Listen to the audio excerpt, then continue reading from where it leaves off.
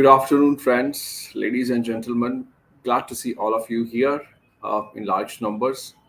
I must say, we have collected enough inputs from many CFOs, economists, and industry experts in the last three shows that we have conducted as a live pre expectations budget series on the ETCFO platform, which is actually live on all the social media platforms simultaneously.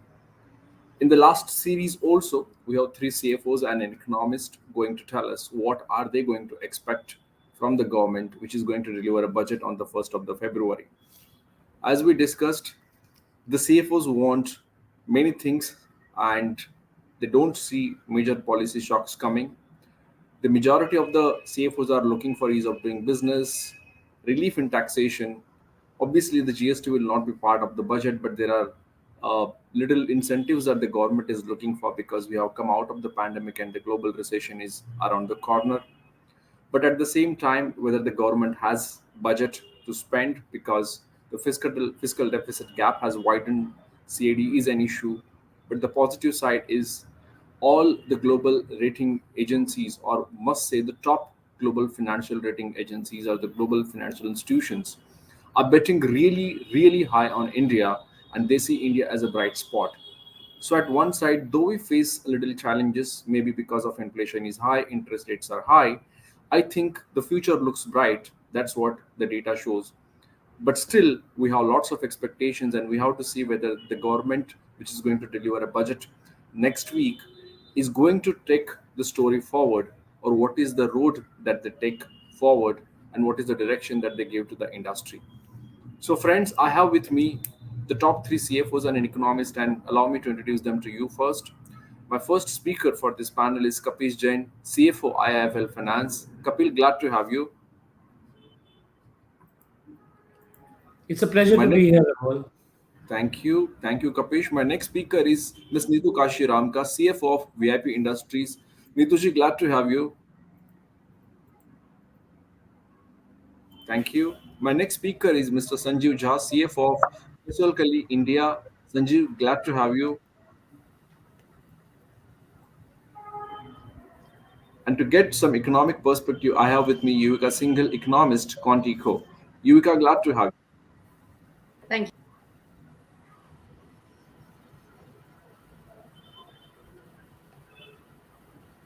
So let me begin by asking a very basic question to all of you. I think everything is still depend on the god of network, and we're expecting a better network. Maybe some hiccups here and there. Uh, but let me shoot my first question to all of you, which is about, please share with us your checklist from the budget. What are your expectations? And Kapish, I will start with you. So, Amol, as you know, we are an NBFC which operates in the retail segment.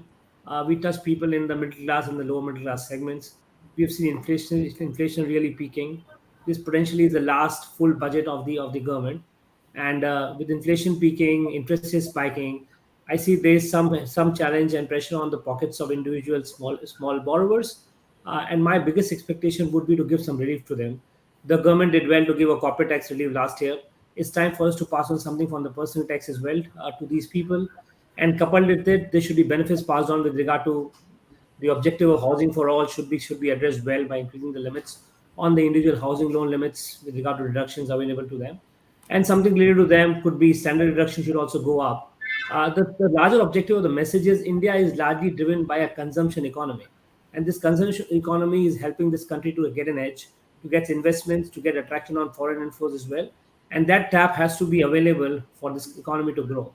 And my biggest objective would be that the finance minister addresses that element to pass on such benefits to our potential individual uh, people.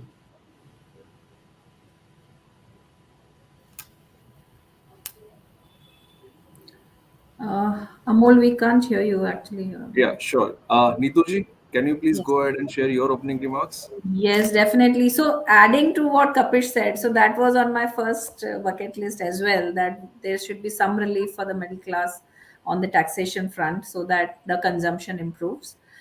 In addition, for specific to our industry, so we are in luggage industry, and 50% of the world luggage used to get manufactured in China in the past. However, things are changing post COVID because of various issues which China is facing. Most of the people are now looking at India as China plus one strategy. In that, I would definitely look at some PLI for this sector, so that the manufacturing can get boosted. Like if you take our example, we used to get 50% of our revenue produced in China in pre-COVID. Today 80% is in-house manufactured, so that's a big change, and therefore we're definitely looking at some PLI schemes from the government on that. Okay, sure. Noted your points. I think many people, specifically in the manufacturing segment, are quite bullish with the China C plus strategy. Uh, I'm sure.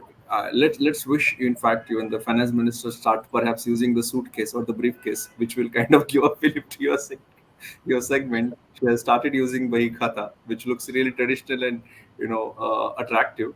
But thanks for sharing your thoughts on the luggage and specifically kind of a logistic industry as well. So, Yuvika, let me take your perspective on the economy side.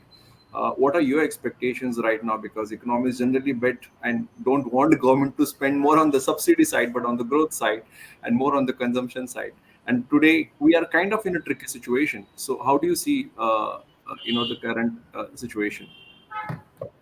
Amol, I think we have to see the budget from the context of the macro environment.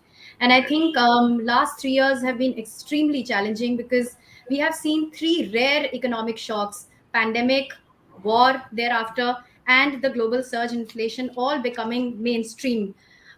In such an environment, I think we have to give it to the government that in the last 2 to 3 years, they have been able to manage or conduct their fiscal operations with, I think, fair degree of smoothness. And I think that is something that the government should continue to display in the upcoming budget also. However, having said so, I think this will be definitely a tightrope walk because they'll have to balance what is happening in the global economy. The impending slowdown in global growth is bound to have an impact on India's GDP growth. So there will be the need to support growth, but at the same time, they will also have to ensure that the path that they had embarked on from the fiscal consolidation front is not given up. So, managing fiscal credibility while at the same time imparting growth impulses to the domestic economy will be something that the government will have to check definitely on both the counts. It's definitely a difficult trade off, but it's manageable, not impossible. And I think the government will try to achieve just that. Hmm. Sure. When you said that we have faced tough time. I think I remember these two interesting terms that the economists came with: poly crisis, and the Collins Dictionary came with perma crisis. I think, which actually defines kind of the situation where we are in. Thanks, Viveka, for that note. I think, unfortunately, Sanjeev's network is a little unstable. Let's hope that he will join very soon. But let me move forward and bring back Kapish here into the discussion. Kapish, you mentioned about partly housing segment and everything. The government has announced many schemes in the affordable segments, and most of the housing finance companies and NBFCs are betting really high on it. Anything specific that you think that the government should do specifically in terms of boosting this affordable segment as such? Because still, large population needs the houses, and automatically it will help you. I mean, the financial institutions like you in terms of the credit growth and the consumption as well. Yeah, so we as you know, we operate in the affordable housing space, and there in the rural segments, we see that with the interest is spiking, this really makes a lot of burn on their pockets. So the PMI subsidy should go and continue for a longer period, and connected to that would be that the deductions available to the individual taxpayer with regard to capital and principal and interest both should be increased. It's been some time that these numbers have not changed, while the outgo from a pocket and EMI also moved up. So there, my expectation would be that this limit should be raised with regard to the payments as well, which is currently at around 2 lakhs, should move to around 3 lakhs. That will be a big boost to the borrowers. Connected to that, this is some sort of parity which has to come in with regard to the way RBI passes on and treats between banks and NBFCs. And for example, with regard to doubtful assets, while for banks it is 90 days, which is considered under Rule 6CB. For NBFC, it is still under 180 days that I can claim for any benefit for any classified doubtful assets. If those benefits comes to the sector, then the sector will be better placed to service its customers. The second element connected to this would be the element on the interest stripping piece as well. So as you know, today the interest stripping is something that is considered, that comes in as notional gain under Ind AS, and therefore, but however, from an income tax perspective, it still gets considered for offering to taxation. That particular element should not be there because it's a notional gain, and therefore should not be considered for any kind of taxation. Directly applicable for individual taxpayer would be also the element of 36(1)(7)(a), where I'm supposed to deduct tax, yeah, Right. which again, for provision of doubtful assets, is today I can only claim a deduction of up to 5% of my gross total income of or the provision amount, which for banks is roughly at around 10%. That parity will also greatly help. And the fourth element really would be the tax TDS on interest. TDS on interest is something that banks are not supposed to deduct, while NBFCs are supposed to deduct that. That brings in as an additional outgo or a constraint on the cash of the person who's supposed to get the benefit of interest. This is again an element which the government should consider to give a relaxation, so the NBFCs can pass on this benefit of relaxation to the ultimate servicer as well. Yeah. So these are 3-4 primary things which I think should be helpful in bring parity between banks and NBFCs, and also helps us service our customers more and better. Sure, noted your points, Kapish. Quite meaningful one. Sanjeev, good to see you. Good to hear you. Can I hear you?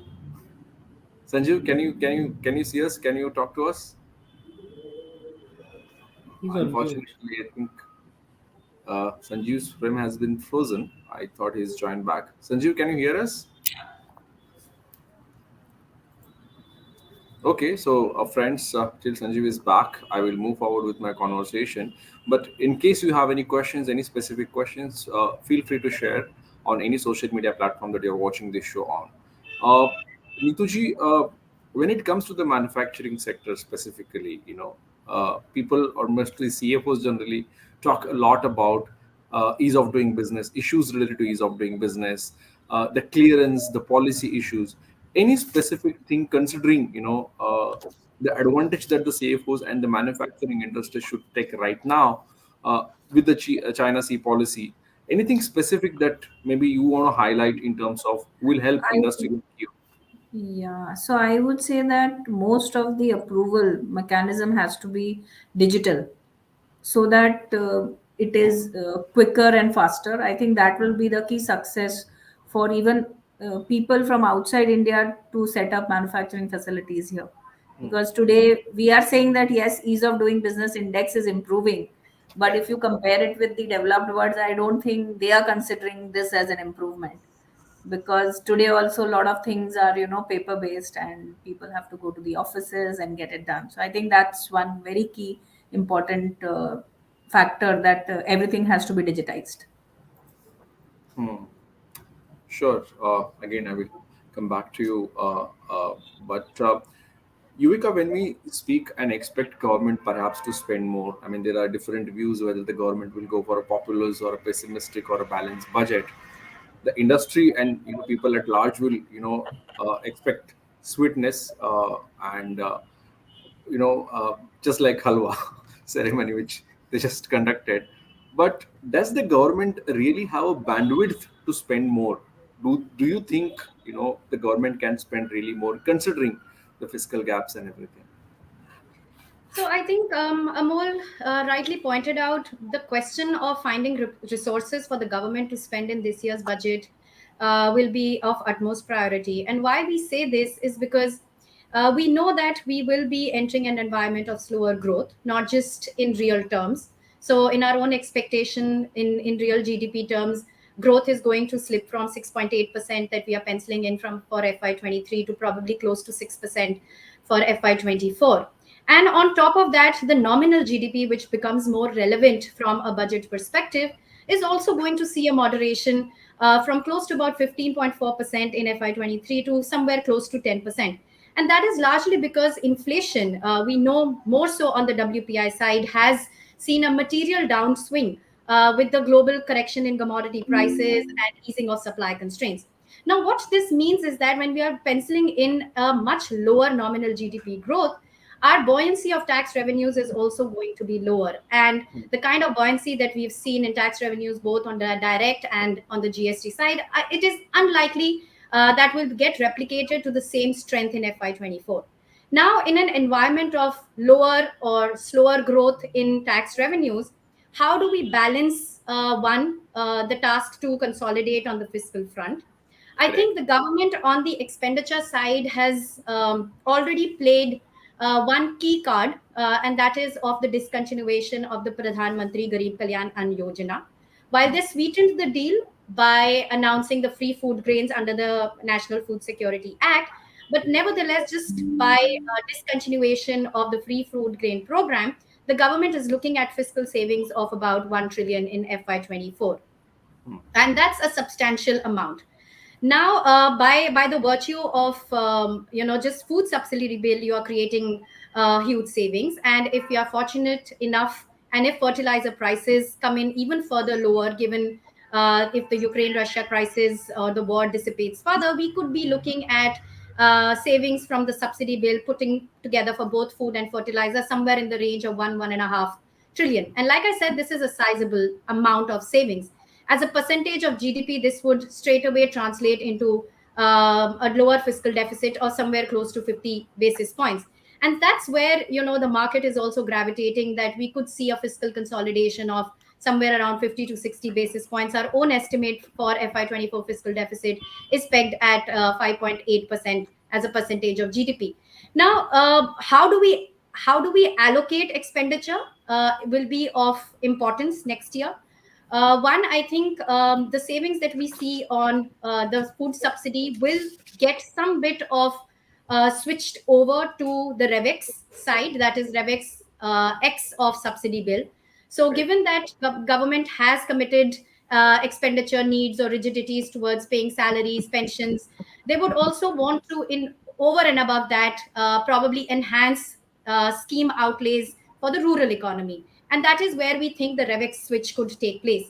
And the rest of the expenditure focus could continue on the capital side, where we have seen the capital focus of the government maintain over the last 3 years with very high growth in capex right throughout FY21, 22, and 23. And we think that is something that the government would want to retain to give that durability to growth through the channel of creating assets and enhancing the productive capacity of the economy. And I think that is where the focus of the government on the expenditure side would be, given that resources or the tax receipts would probably be somewhat lower in comparison to FY23.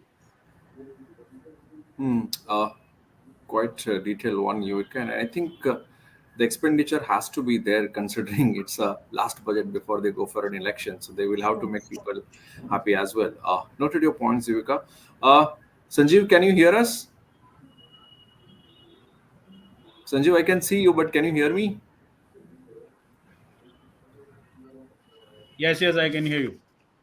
Oh, great. So Sanjeev, the conversation is, yes, the conversation is already on. We missed you for some time, but since you're back, glad to have you. Let me, shoot my first question to you. How do you see, the budget coming up? What are your expectations from the finance minister?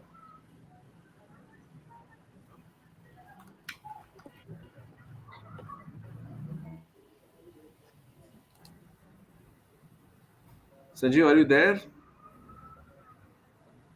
I think you lost him again. I think we lost him again. So, no worries. Let me move forward. So,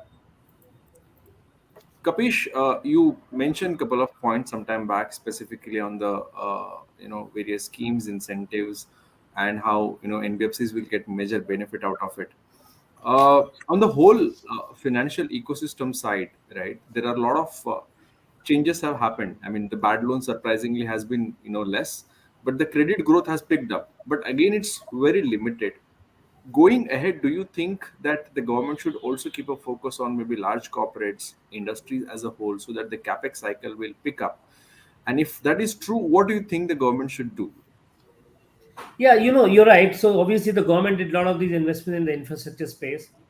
which is linked to the capex on the government side. But this capex has to get further expanded, and the private participation should also come in, including capacity buildup, which we see is a big need for the entire economy to pace up.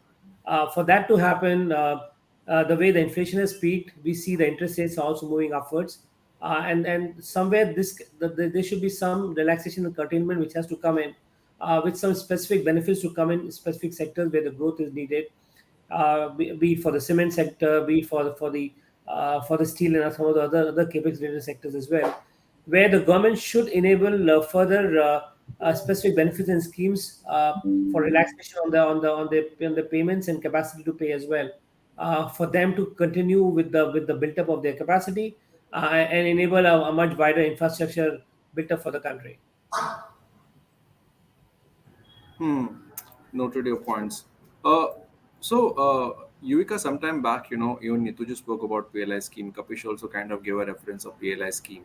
So at one side, when the government is trying to also save some money, by withdrawing the schemes they launched during the pandemic, do you think the government has a scope maybe to offer PLI to, or maybe add many other sectors under the PLI, because they have already given the PLI to many sectors? Amol, as far as the PLI scheme is concerned, I think it's an excellent incentive for the private sector, because all the government is doing is committing certain fiscal, I would say, incentives from its side to help the private capex cycle to unfold, and the private companies to take benefit of those fiscal incentives and translate them into higher, not just production, but even export milestones and so on and so forth. So there is just the role of the government coming in as a facilitator by providing some carrot in the form of fiscal incentives. So it's not going all out to spend big bucks on the PLI scheme, but it's creating the right incentive mechanism. One.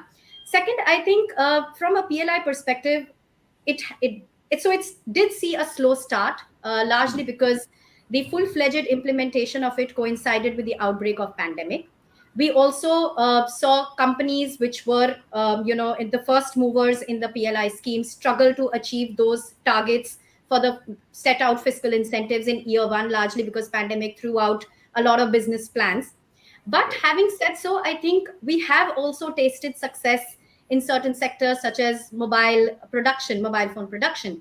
And we see that not just in production numbers, but also exports, where India has being able to export a decent amount of mobile phone related equipment, and just assembling the product and being able to export the final product, from seeing probably zero of such exports not too very long ago. So we have tasted success in the PLI scheme, and it, by the very design of it, caters to a much wider economic goal of improving production, creating jobs and income, which facilitates into the wider framework of the government of pushing growth which is inclusive and sustainable.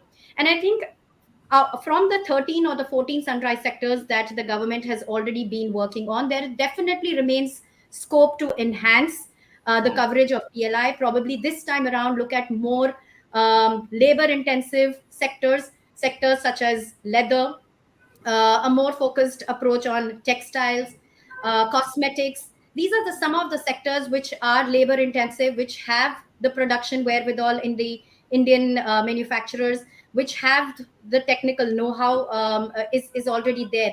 It's just creating the right incentives and incentive structure for them to probably come together and become bigger in scale. Is that what the PLI is largely envisaging? And I think definitely there is scope to broaden the focus of the scheme to a large number of other sectors. I would just like to add a more. So Sure. basically, this is not totally an outflow. I would say that it is an inflow, and out of the inflow, they have to share something. So it's not putting any hold to the government budget, because they'll earn, because the manufacturing is happening instead of China or instead of Cambodia, Vietnam to India. So therefore, it's income, and they're sharing some portion out of that. So from that perspective, I think it should be done. Okay. Absolutely. Okay. Sure. No worries. Let me check my luck. Sanjeev, are you there? Can you hear Yeah, us? yeah, I'm there now. Network is working well. Sorry about that. Thank you so much. Please go ahead. Yeah, can you just repeat the question? Sure, sure. So, again, great to see the God of network is in your favor and specifically us as well. So, Sanjeev, I want you to tell us what are your expectations? What is your checklist, specifically for the budget? What do you expect from the finance minister for your sector and, otherwise? See, I come from the sector which is mainly into the HR services. I mean, Yes. every gamut of that.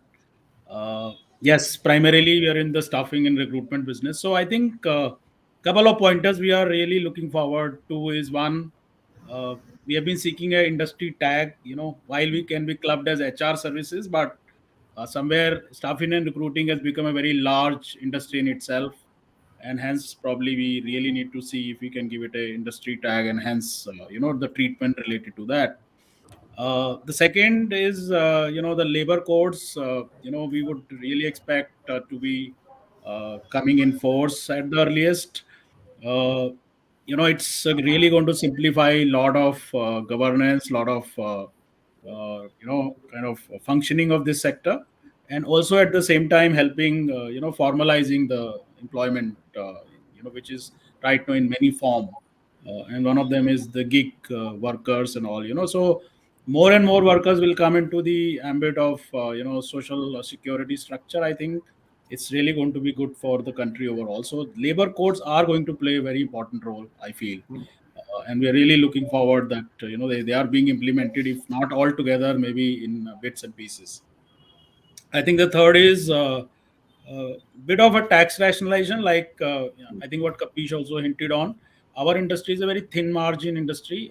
Somewhere I feel that the TDS regulations relating to us, and even the corporate tax, and if it can be incentivized in some more fashion, while they brought this 80 double J double A and all that, so it's a nice initiative. But yes, it can be looked at differently, because survival of our industry will eventually mean that we are employing large amount of labor, and all kind of sectors. And I think the last but not the least, I feel, I mean, based on our analysis and our reading, there is a huge skill gap challenge we see, which Hmm. can result into large unemployment, in the coming. So I think half of our youth is still like not as skilled as probably they should be, and so government has tried a lot of schemes in the past, but I think they really need to do much more, and much faster, because otherwise they will be, from the young they will become old, right? And we are the luckily the youngest economy in the world, having the 29, 30 years population, which is nowhere in the world. So these are mainly the expectation as far as our industry is concerned. I think largely, I'll take 2 more minutes. I think we are looking at economy, really growing fast. Hmm. We are one of the fastest growth economies. So I think that anything which can augment the growth would be welcome. Rationalizing the governance, I would say somewhere the deregulation started with an intent, but some sectors I see, some places it's a re-regulation happening. So Hmm. probably trust the industry more, and uh, leave it to them to govern themselves, as a self-governance mechanism. And yes, work on the supply side. I think on creating the demand side, which is where I feel it's very very critical now, that otherwise we cannot fuel the economy growth. So, and Great. yes, bring ease of doing business. While we have achieved Hmm. 67 or 63rd rank, I guess, from where we were 140 many years back, Hmm. I think there is still a lot more to do, and that focus should continue. Eventually, we all can help together to grow this economy. Yeah. Thank you. Yeah, sure, sure, Sanjeev. It was nice to hear you and understand, your perspective. And I think the reskilling has been a major part for sure. I think every CFO or every, a leader whom I speak to, this is talk about, specifically how difficult it is for them to hire a talent. And on the other side, the unemployment numbers are, also worrying. So I think there is a big gap specifically or mismatch with the talent. I will come back to you, Sanjeev. Stay tuned with us, please. Yeah, So sure. Nituji, yeah. So Nituji, let me come back to you and take your perspective specifically on the export side. So I mean, every economy in its own way, tries their best to boost the exports. Now, given the background where the China story and the focus of the world is on India and Make in India schemes, anything specific that you expect specifically for the manufacturing industry from the government side to boost export? Yeah, some kind of export incentives. I think Mhm. that will help. So PLI plus export incentive or export incentive, and specifically for all the manufacturing which has started post COVID. Also, for example, this luggage industry where 90% of the material was coming from outside India.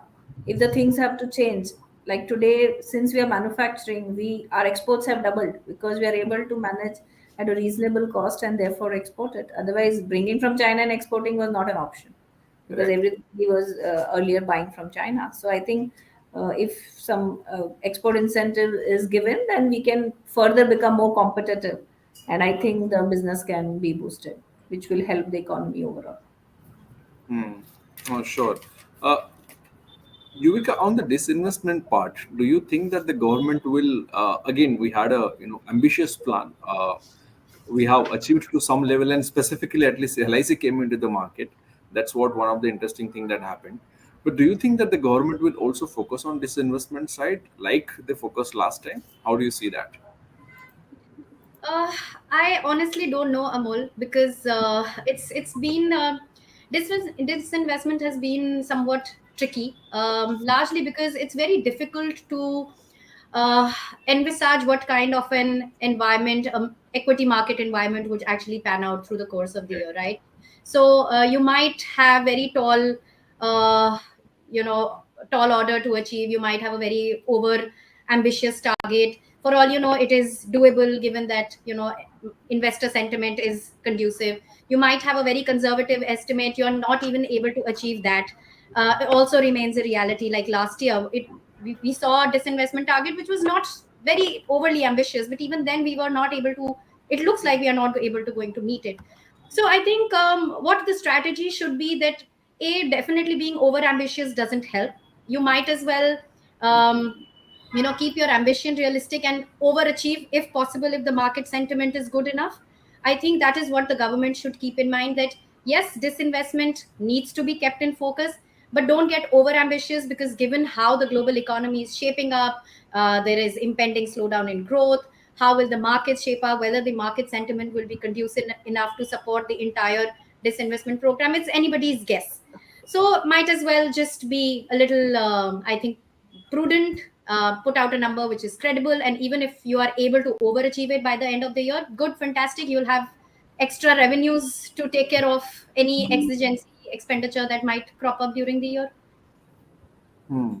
Sure. Kapish, you have obviously the limitations. Your focus is on the affordable segment. I truly understand that. But what is the lender in you that that sees specifically when we look at the new businesses, and when the government sees that then the push is required for the MSMEs, SMEs, the credit is should be given to this kind of segments. So what is in the lender in you that expects specifically to lend more to such borrowers which were not part of the organized economy? That is one. And second is, what are the major challenges still happening? At one side, the government says that we should support more to the entrepreneurs, businesses, but that actually doesn't happen to a large level. And I'm sure most of these small businesses also cater to the affordable housing segment, right? So what is your view there? So Amol, now there are some challenges with regard to, if I have to give you an example, Hmm. we operate in three four primary products. We have microfinance, we have gold, we have the housing loan segment, and we have the business loans to the MSMEs. Right? Bulk of these are private sector assets, but but large part, the gold segment, which is largely given to people as a lender of last resort for people who are still unbanked and they're new to the banking segment. They pledge their home gold and then they try to come and take loans, which is largely jewelry. This part of lending is not categorized as priority sector assets. And if the government allows these to be categorized as private sector assets, then will give a real boost up to arrange credit for this line and support the lending for this particular segment of customers. Uh, then, if I come to housing business, housing loans do qualify for private sector, but there's a small pocket which is called on lending. When I'm borrowing from banks, these borrowings from banks do get categorized as priority sector only if they meet some very stringent norms with regard to they being co-terminus to the borrowing that the NBFCs have done forward. This co-terminus is very complicated because which means that every repayment schedule of mine with the bank has to get aligned. Home loans go up to 10 to 20 year segments. Borrowings from banks do not go for that long tenure. And that's where this challenge of co-terminusing doesn't work too well. The government should consider that if I have to really lend out and to the housing segment for those segment of the population, the flow of credit should be far more bigger and seamless. And some of these conditions of co-terminus should also go away and should be taken back. And it'll go a long way. The fourth element which I want to highlight is each of them are segments in itself. A microfinance segment caters to people in the lowest strata of the population. When you come to the gold or the when you come to the gold segment, it goes a level above for people who are having gold and pledged to them, and the tier above them would be the housing segment. For the government or the banks and RBI to categorize all of them together as one umbrella of NBFC is little stringent, because that really makes it difficult for me to borrow money in abundance for each of these pockets of businesses which have immense potential to grow.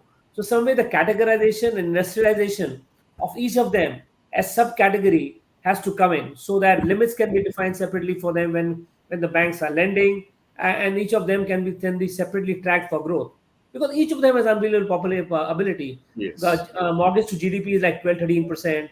Unorganized gold segment is like 65-70%. So each of them has unbelievable immense potential. Microfinance has grown by 16 times in the last 1 decade. Even then, if you realize, it just caters to 32% of the total untapped population who can and looking for microfinance. So very clearly, each of them are distinct and really have huge appetite. And therefore, if you categorize them as separate sectors under the NBFCs and limit them separately, it will really work well for this segment to get credit. Sure. Uh, Noted your points, Kapish. Sanjeevji, let me come back to you. And you raised a very valid point about the reskilling, and your asks were obviously quite genuine. So Sanjeevji, my question to you is: government spoke a lot about the digital infrastructure, digital India movement, spending and investing into AI, in their previous budgets, artificial intelligence, and kind of reskilling the youth. uh, where is the lack, because as we see that the industry is searching for a talent, and there is unemployment ratio is also very high. So where is the lack, and how to address that? Do you think that the perhaps private companies could come into the picture and start reskilling? The government can give incentives, or government can start something under the reskill India programs or something like that. What is the solution here?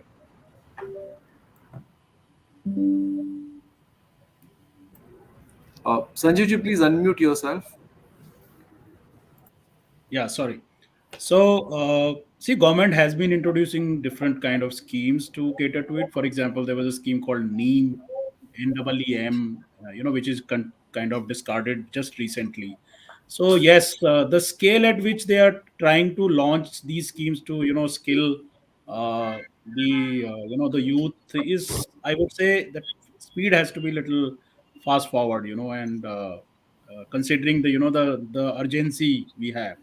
So yes, I do agree that in case if private sector can really play a very important role, they should be incentivized. They should be brought in. Uh, our industry can play a very important role in bringing this piece together, because it's like we kind of skill the employees, the potential employees, and then find a suitable employment for them. And this model is very much there in US, especially in the IT and ITES sector. So yes, I think the government really needs to think very, very seriously about it, and private players can definitely expedite this whole objective. Amol, can I come in here? And as an economist and an observer of public policy, I somehow think that the last 2-3 years of the COVID have been extremely regressing for the education and the skilling sector in general. Because if students and youth are sitting at home, they are obviously not being able to get the same level of education as an offline mode, or same skilling as an offline mode would offer. And I think and we see that in the industry also, that when we go out and we want to hire individuals with a certain skill set, either there are none, or there are individuals which do not have the requisite skill set despite having the right educational backgrounds. So from my perspective, I think what needs to be done is that we need to start skilling much before the youth enters the job market. So the skilling has to begin at the education level.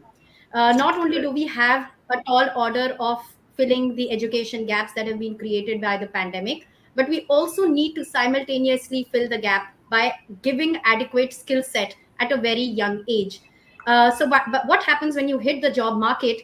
You have the requisite education background, but you have no skill set, and that is where the private sector finds it very difficult to take on board individuals who virtually need a lot of investment in. And for all after a year or two of skilling, they move on to another organization.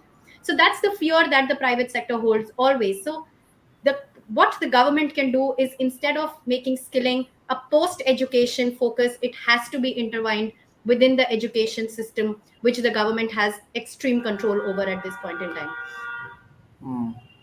Thanks for adding that, Yuvika. In fact, we all are facing that issue in our respective sectors, even in media also. If it's really difficult to find people who could write really well, or maybe error-free, copies or articles, without talking about the depth even. So, and but again, I think on the positive note, there are a lot of changes also happening. And Mr. Satya Nadella, the chief of Microsoft, was in town recently, and he said that India has the highest number of AI specialists, artificial intelligence specialists. Now, I was shocked to know this, because just I think 4 or 5 years back, the Gartner had released a report which said that all over the world there are only 1,100 official or absolutely good AI intelligent or the artists, and that's where it's heading. So I think there is a bright scope specifically for India. If I think what you and Sanjeev mentioned, that right steps need to be taken into this direction. So I will stop here and maybe take your views quickly on what we should not expect from the budget. I think we already crossed 40 minutes, and I give maybe 30-40 seconds to each one of you. And I will start with you, Nituji, and then we'll go ahead with the other panelists. Yeah, what you don't expect. Any tweaking on capital gains? I think that is something which is all talked about, that is on the radar. So I think that will be a very shocking thing at this point of time, when anyways there is so much happening all around. Right. So yes, definitely we are not expecting any tweaking on the capital gains, especially for the listed space. Sure. Kapish? So there shouldn't be any. So last year they relaxed the corporate tax rates. I think there should not be any upward tweaking there. It has really gone very well and benefited for the growth. That should continue, because that really makes sure that there's huge amount of built up in the economy, and there's a huge collection as well happening along with that. And the benefits and the correction which has to happen in the personal tax, including limits enhancements for ATC and other things, has to come in. It's been a long time. Like, you don't even remember, it's been like 8 years that ATC 1.5 came in, and it's never moved since then. So some of these really needs to be acted upon and should not be left untouched. Sure. Sanjeev? Yeah, I would expect that they should not leave the salaried class taxation untouched. I think they should do something about it. And this also being the last budget for this government in a way, before the elections, and salary class has been the honest taxpayer. I think I expect that they not them to not touch this at all. I mean, touch it and do Right. something about it. Yeah. Sure. So basically you want the reduction there. Yes. Yeah, I mean, you need some kind of It's long tweaking. awaited actually. Absolutely. because somewhere I feel that whatever tweaking is done in this piece lead to lot of investment and spending across, be it the financial sector, be it the consumer sector. I think people will have more disposable income. They can go and spend more. Yeah. Yes, yes. Sure. So let's move to the economist and also understand from her whether the government has a scope to do that, and also add what you don't expect. Well, Yuvika. I think it would be tempting, but I would want the government to not be overly populistic. It will be hard, I think, but something that is the need of the economy. Be growth oriented, and let it be a budget which is somewhat non shocking, no surprises, and yeah, non inflationary in nature. So please steer away from excessive populism. Hmm. Yeah, sure. I think that's what I don't like about the economists. They don't want surprises that the government should give to the people, poor people like us. but but No, noted your income points. surprises are good. I don't want other shocks. I think Sure, the but government has been earning well on direct tax, indirect tax, on yes, many fronts. I think this is a time to release some of it to the right. deserving people. Yeah. Absolutely, absolutely. Specifically Also, if when you see, yes, corporate yes, is paying 25% plus education tax, whereas the salaried people over a particular limit are paying more than 40% 35%. tax, yes. 40 Yeah. plus. So that's huge. Crazy. Yeah, it's effectively 42%. 42, yes. And then I on top think of that, you pay indirect tax. So eventually, we end up paying good 60%. 60% actually. right. I think that's yeah. I mean, let's hope some surprises if government can manage the economic fiscal well and We give have us been that waiting for benefit a for long time. sure. Sure. So thank you so much, Kapish, Neetuji, Yuvika, and Sanjeev for taking out time and sharing your remarkable thoughts here on this platform at etcfo.com by Economic Times. And thank you so much, my dear friends, readers, viewers, and ladies and gentlemen, for watching this show. Thank you so much. Thank you. Thank Pleasure. you. Thanks a lot, Amol. Really appreciate. Thank you so much. Thank Thank you. you. Thank you, everyone. Thank you. Bye. Bye bye.